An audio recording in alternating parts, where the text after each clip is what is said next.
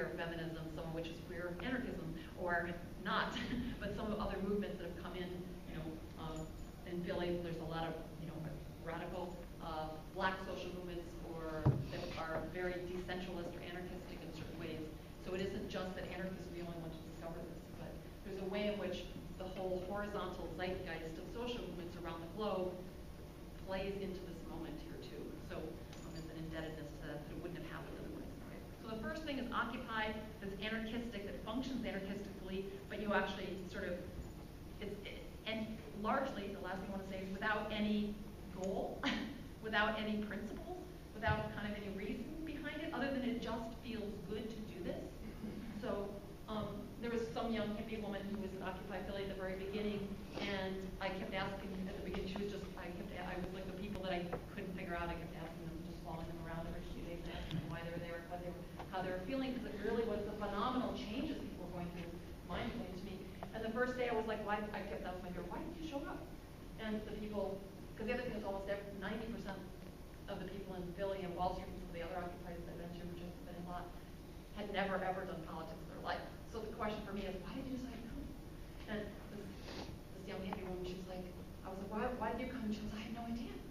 And she just babbled on for like 45 minutes and she couldn't explain it. And then she just said, I don't know, when I came out of the room, I just had this feeling that everything was wrong. And I was like, well, okay, I don't know how you, but it was just and she really was like really intent on explaining it to me. And she just kept saying, she couldn't pinpoint. And then she just looked at me and she got really, and she goes, look, everyone keeps getting mad at us because we don't know how to fix this world and we should have some demands. And she goes, if it was that easy, things would look different. She goes, I just know it's wrong. And she goes, well, what we're doing is together, trying to figure that out. And that's not going to take, going to be easy. That's going to take a long time.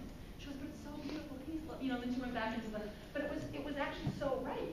Like she almost had no idea, and she had no idea where she was going, but that actually was okay. And I thought, actually, that's good for me here as an anarchist, because as an anarchist, I always think I need to know, like I need to have values and principles, and I need to know what's going to happen.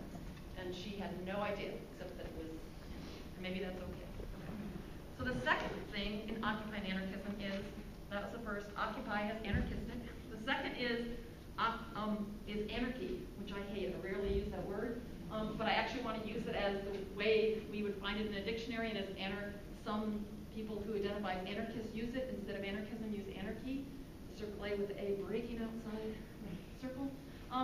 Is chaotic and spontaneous and uncontrollable and you can't subdue us, and subversive and lawless, disorderly, messy.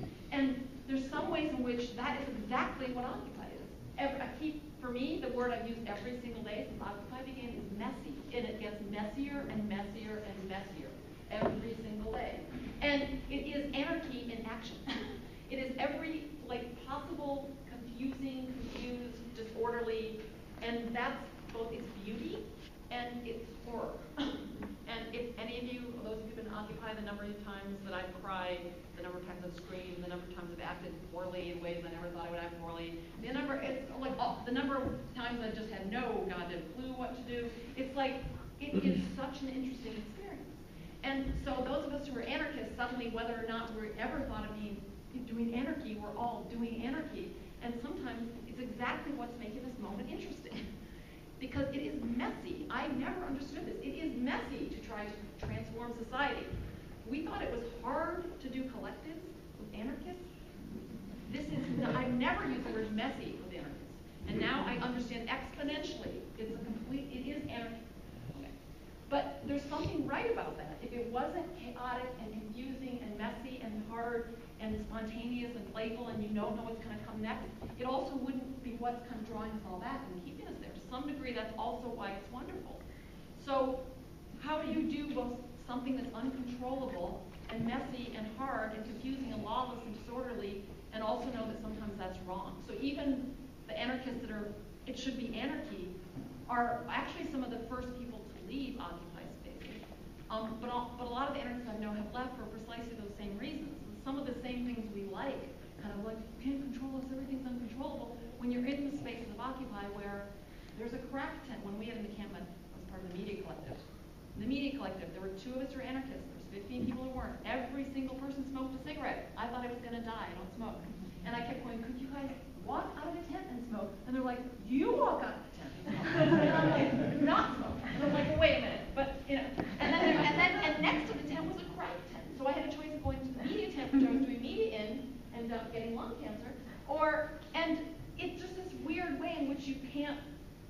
you know, it's just, it really is, you know, there's potential for people for having non-consensual sex and domestic assault and people fighting, and for a nonviolent, quote, movement, I have never seen so many people actually beat each other up and scream each other inside the nonviolent space we're creating. We're not going to be violent toward police, but we are actually going to punch each other sometimes, which is really intense. And so, in this way in which it's not only not a safe space, it's completely unsafe and kooky at times. And that has been really difficult. And I actually think it's actually on the flip side of the interesting parts of being, you know, open, are these really, really completely difficult questions it raises around what does it look like for us to set boundaries to something that don't contain and control it so much that it becomes not what's beautiful about the unfolding of all your time. Because there's something in a do-it-yourself world that has to stay open and playful and messy. But there's ways in which it has needed boundaries, right? And what does that look like? And I actually think, and I want to come to this in the next section, which is, because that's pretty self-evident about that, is, I'll come back to that at the very end. Because what does that mean to us as anarchists? Like, how do we respond to what that would look like? I was at, for those of you who are repeating this, I was at a gathering of collective houses in Seattle the other night, and I said this, so I'm repeating myself, but the goal to create not safe spaces, but safer spaces is like, how can we make the spaces feel more like there's a boundary to what happens, but not lose the spontaneity of this moment, and a society in formation? That's a really difficult question, I think. Okay, so the third thing I want to think about, moving away from just Occupy as anarchistic to Occupy as anarchy, the third is anarchism. This historical moment is showing that anarchism, which I understand to be a political philosophy that's also a practice, with the ism that's actually advocating a different form of social organization. That's how I understand anarchism, as a political philosophy. So we live under neoliberalism right now, which is a political structure. Actually arguing in the United States increasingly, we might actually be able to call it neo-fascism, given the National Defense Act and a few other things. But we live under a structure called neoliberalism, but most of us aren't liberals. Doesn't matter if you're a liberal, you're still abide by the parameters and the assumptions and the socialization and the structures and the power sources of liberalism.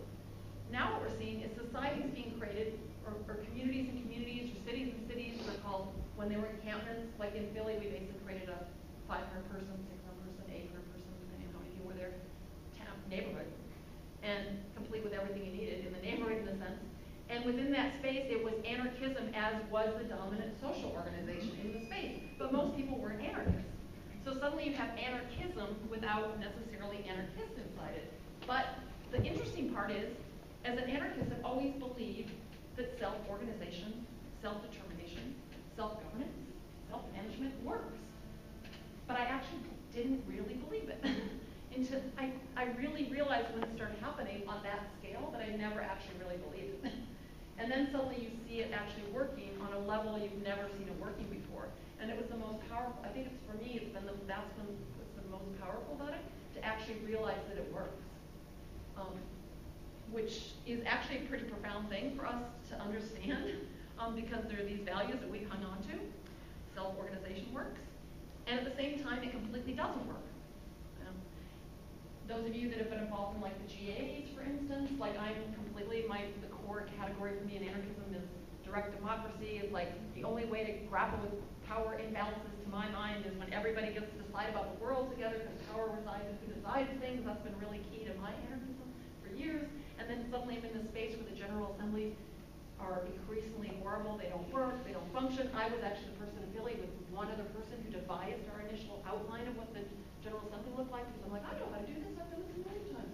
And so, but sure, what works in a like anarchist bookstore and anarchist collective household looks far, far different in the messiness of, Ron Paul people and, patriarchal guys, conspiracy theorist guys, and liberals and peace activists and anarchists and socialists and blah, blah, blah, suddenly thrown into a space together with each other.